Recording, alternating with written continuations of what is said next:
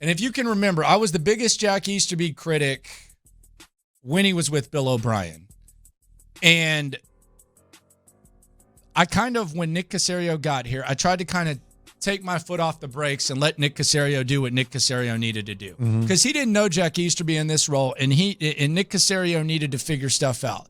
But Jack Easterby decided that he was going to try to control the narrative, and in doing so, he made a mistake in saying a little bit too much. And if you notice, from the September of 2021 to now, I just took the gloves off because I realized not only is this guy not a good football guy, this guy's a slime ball, this guy's a scumbag, this guy has no integrity, and I have no respect for what he stands for, and I have no respect for the way that he talks about people who believe in him, and I have no respect and admiration for the type of guy that he is.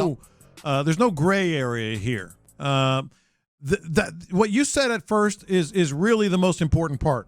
You can be the biggest a-hole, the biggest whatever, fraud, whatever you want to be, if you are qualified and are good at your job. There's been a lot like that in the NFL and in other sports. That they can get away with a lot of things. They can be a lot of different things because they're qualified and they're good at their job. This is why I immediately with you went here with Jack Easterby. Just to be clear, before we get into what you're laying out here, I hope I'm not being vague here. Jack Easterby was a fraud. He was a con man. He was a coward, based on what you just pointed out there about hiding. To say. He was a mercenary. He was a serpent. And he was a sociopath, just to name a few. That's what he was, and that's why he never belonged in this organization. And most significantly, he did more damage to a professional sports organization in this city than Bud Adams ever did. He was trying to move a club and ticked off a lot of people. But Bud Adams actually did some good things. Jack Easterby did nothing good. Nothing. He did more bad for any sports organization in this city than John McMullen ever did, the former Astros owner who did a lot of crazy stuff. Did more damage than Jerry Glanville or anybody else in the history of this city. That's why it got me mad, because this is my city, and I knew that this guy was undeserving, and he was cowardly and a sociopath and a con man. So this is a list of stuff. And keep in mind, there was a meeting where we talked to Bill O'Brien and Jack Easterby at Armadillo Palace. And I actually respect O'Brien. O'Brien is, despite everything that we say about him, Bill O'Brien is somewhat accountable and owns up to his actions. But at that meeting, Jack Easterby, and you heard him do this. This was before he went into hiding after the Deshaun Watson contract, which was the last time we heard him. He was selling the DeAndre Hopkins trade like crazy. Yeah. He was bringing in Eric Murray and Randall Cobb. I remember him telling us how great Ross Blacklock was going to be, and this is going to be a guy that's a part of your organization for years. And the 4th-round pick swap that we did with DeAndre Hopkins was great, and David Johnson in our system, we've done this type of research, and he's going to be this. So he was openly selling that, and he was taking credit for the Deshaun Watson contract. You remember that. That's the last time we heard him. Yeah. This is a list of stuff that Jack Easterby said on September 2nd, 2021, that just told me all I needed to know about this guy. Like what everyone said, like what players had said, what people who worked with him had said, all those types of stories. This is it. And if you've listened, you've heard most of it, but I'm just going to lay it out. He started out the dinner talking about the Astros, and he's talking about the Houston Astros and what was the perception here. And he goes on like a big rant about, fans not buying in, and, it takes a process and all this type of stuff. And the other people in the room, they're being a lot more appropriate than me.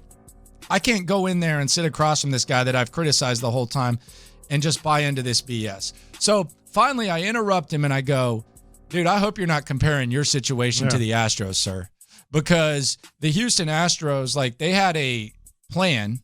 They had to adjust to what they had to do. They didn't screw stuff up the way that you did. And this was when Deshaun Watson wanted out because of Jack Easterby. And I think Jack wanted the Deshaun Watson stuff to completely wipe away the fact that Deshaun Watson wanted out of here before any of the off-field stuff happened. But I just said, I hope you're not comparing that, because you actually have something to do with them being where they're at. Yeah. So it was a little bit awkward from there. He kept going on. He was talking about tracking devices. Someone was asking him about, like, tracking devices, and he talked about all that. And then he said something that I thought was ridiculous. You remember the equipment manager that got fired? And J.J. Watt came out and spoke about how great he was, and no one ever had anything bad to say about him. Jack sat there and he goes, and this is the craziest thing about the 2020 season. And I'm just sitting there like, okay, you can tell he's told someone this before because he's about to say something that he thinks is really important. Mm-hmm. He goes, that game against Green Bay where we lost, I was thinking maybe there was like a game plan situation or something like that. He goes, that game that we lost,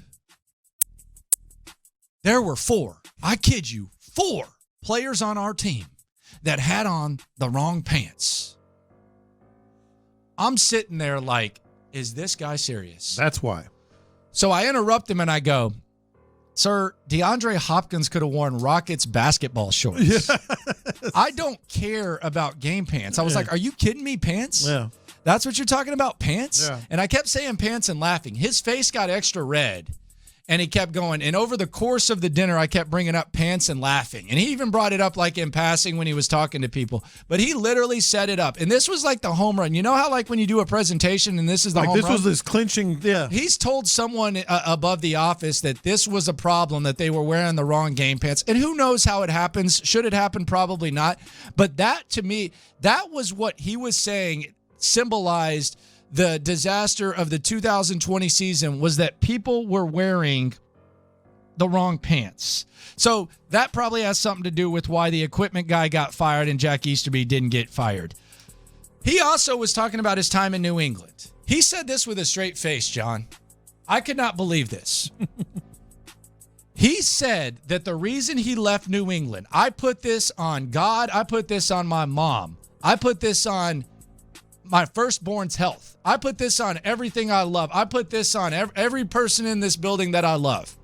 He said the reason he left New England was because Robert Kraft wanted him to clone Bill Belichick. He said that Robert Kraft wanted him to follow Bill Belichick around, take notes on him so that they could clone Bill Belichick after he left. And he said the following, quote, I couldn't do that to Bill. Swear to God he said this. I was sitting there like, first of all, it's weird that anyone would think that you could clone Bill Belichick. I very seriously doubt that Robert Kraft said that. Yeah. Second of all, you left because you got a better job with the Texans. You already had an agent, and you weren't going to be able to do what you wanted to do with the Patriots. So I don't even fault you for that. But he literally said that he left New England because Robert Kraft wanted him to clone Bill Belichick. I swear to God on the Holy Bible. Yeah.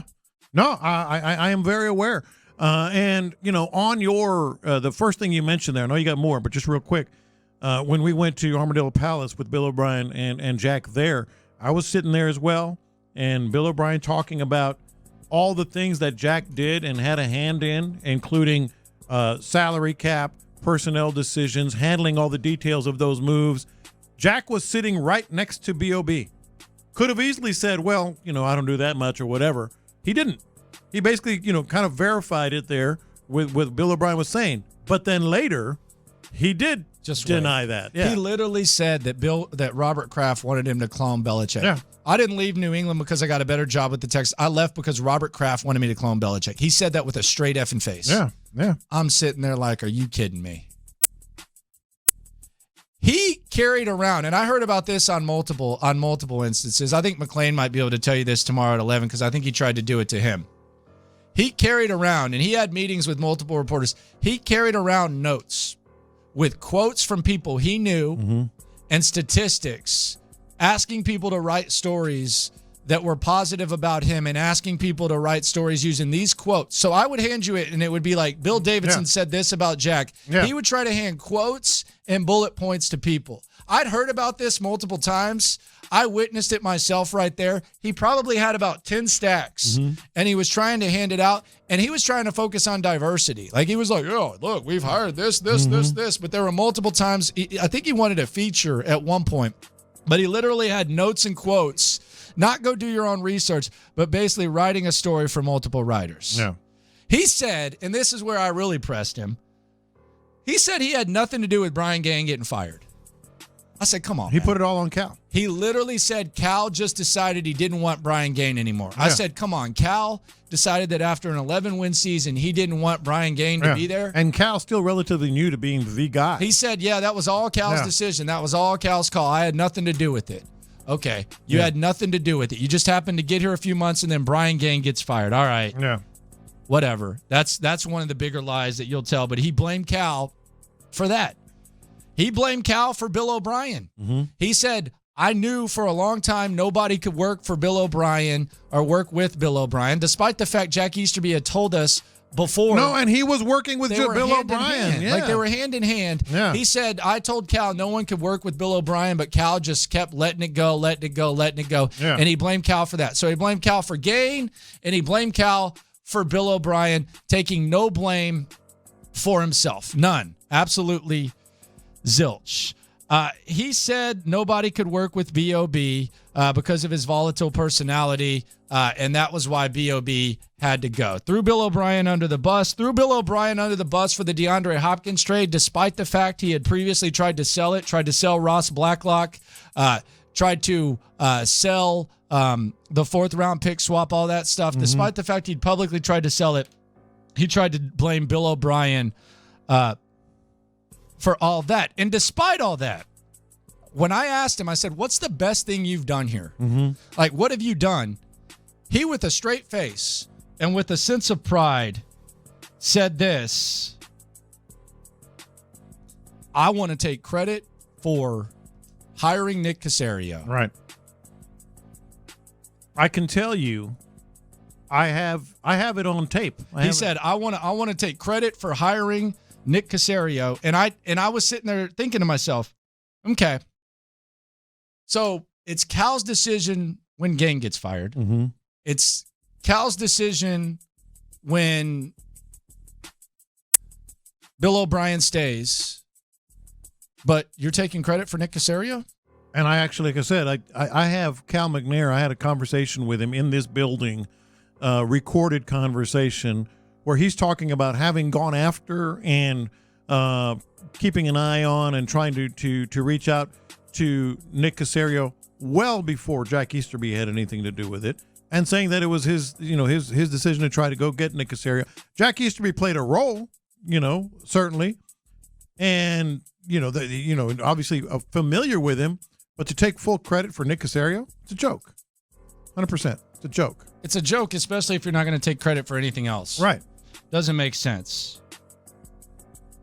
Easterby claimed he never lied. He said with a straight face, I've never lied. Not once in my life have I lied, despite the fact he completely contradicted everything he said about the DeAndre Hopkins trade to me. He said that he never lied. He kept talking about new facilities. He said the Texans needed new facilities. He said that they've gotten cheap and that that basically they were behind the times. He said that he wanted it to have more like a Google, Apple type of feel, which I've said all this on air. If you listen, you've heard all this. I'm just laying it out nice and smoothly. But he said that he wanted it to feel more like Google, and he basically hinted that Cal McNair wasn't like giving them the facilities they needed to succeed, which was really strange because I thought their facilities were pretty nice, pretty state-of-the-art, but that's what he said. Well, what he's doing, and he's done this in a number of different ways over the time that he's been here, is trying to find a niche that makes himself sort of irreplaceable. Like at first, he kind of cozied up. I still go back to the very first thing that is really something that ticked off a lot of people and tipped off a lot of people to what Jack Easterby was. The first guy in his targets was J.J. Moses, maybe the most beloved, nicest guy in the building. But he was kind of that player's advocate, the character coach, if you will. So he started there, but every time he tried to gain power and ingratiate himself to the organization, he was trying to work angles that made himself indispensable, like angling real close to Cal and Hannah, then angling up and cozying up with Bill O'Brien, then taking over. Hey, I can do salary cap. Hey, I can do this. Well, once that they moved on from that. Well, how about facilities? Which you're talking. You know what? We need new facilities. I can handle that initiative. Oh, you know what? There's been some talk about all this Brian Flores stuff and everything else. How about I lead up the directive and the initiative for minority hires and things like that. Always trying to work an angle to make himself indispensable until he was finally found out. Easterby challenged me to name one player who's gone on record and criticized him. That was easy. I was actually kind of surprised he said this. I said Andre Johnson. He tweeted about you. He never tweets. Easterby claimed that it was just kind of like, well, Andre was hurt.